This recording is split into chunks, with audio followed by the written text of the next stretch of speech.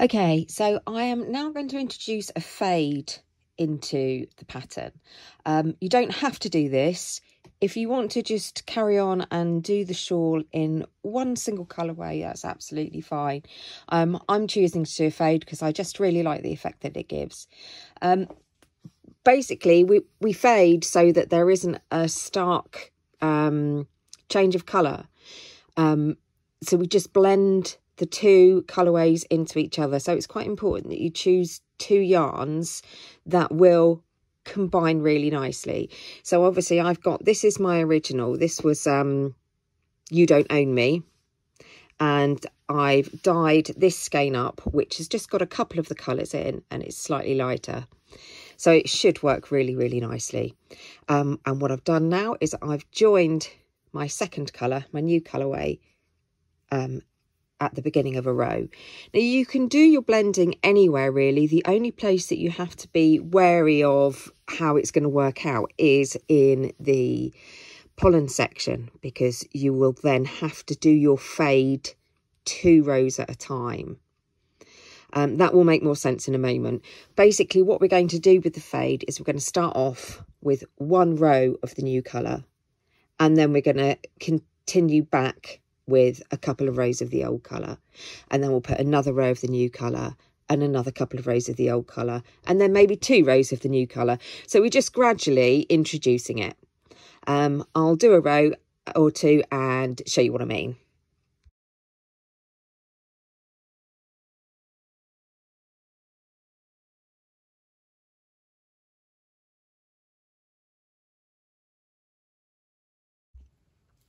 So I'm at the end of my first row of the new colour.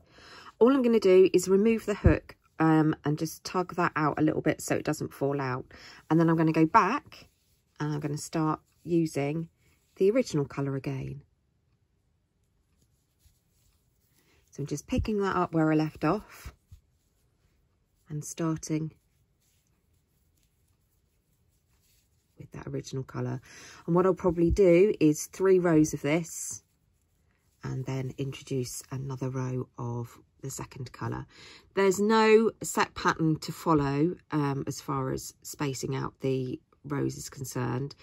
You can, if you need to follow a set pattern, then I would do 1 row of new, 3 of old, 2 rows of new, 2 of old, 3 rows of new, 1 of old, and that will blend in quite nicely. But I actually find that doing it in in a random pattern works equally, if not better.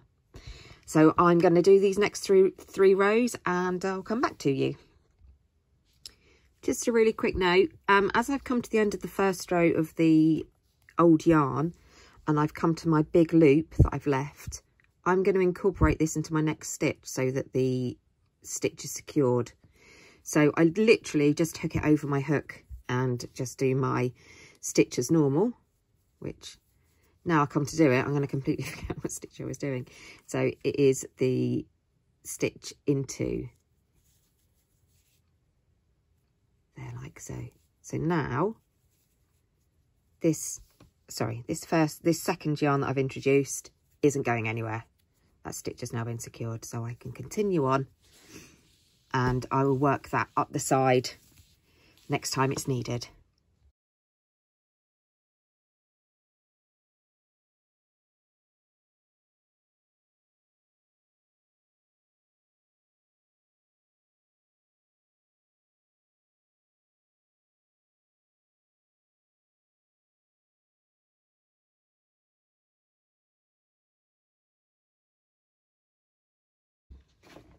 Okay, so I finished those 3 rows and I'm going to go back to using the new colour.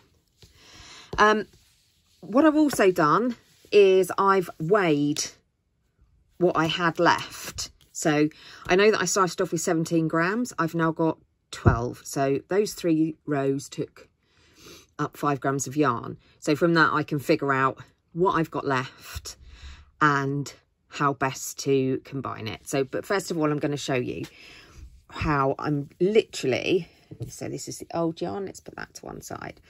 with the new yarn and working that back in again, I am just going to take it up the side of my work.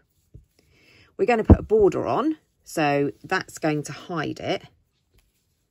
So there's the new yarn. This is what I'm working on, the old yarn, so I'm literally going to bring it up and hook it through. Let's give it that little tug, and then do my chain 3 because I'm on the trellis section. Just secure that in, and just off I go with the new yarn. So I'm going to do 1 row of this new yarn, and then I'll probably go back to the old one for a couple of rows. Okay, I've finished my first section of fading, and I think you'll agree you can't really tell necessarily that I've introduced a second colourway into that. I'm now going to start on the pollen section. Now, this is the only section, if you're doing a fade, where you really do need to think about your placement, because your working yarn does need to be on the right hand side of your work at the start of a pollen row. Otherwise your pollens are going to fall onto the back of your work. So I have ensured that I have got that happening. It does mean that if I am going to be doing any fading, I'm going to do it 2 rows at a time, so that I'm never stuck with both my working yarns at the wrong end. So I'm going to carry on now doing the pollen section and continuing to fade. And I would imagine by the end of the pollen section, I will have faded in all of my original colourway and will just solely be using the new one. So after quite an intense game of yarn chicken, as you can see here, look, that's what I had left. My fade actually went into the trellis section as well, so it went across 3 sections in the end, but that's faded really nicely. I'm just going to give you a quick demonstration. If I just kind of roll it all through for you, hang on, and you can kind of see how nicely that new colourway has just blended in quite seamlessly. And now I'll continue with this new colourway until the end of the shawl.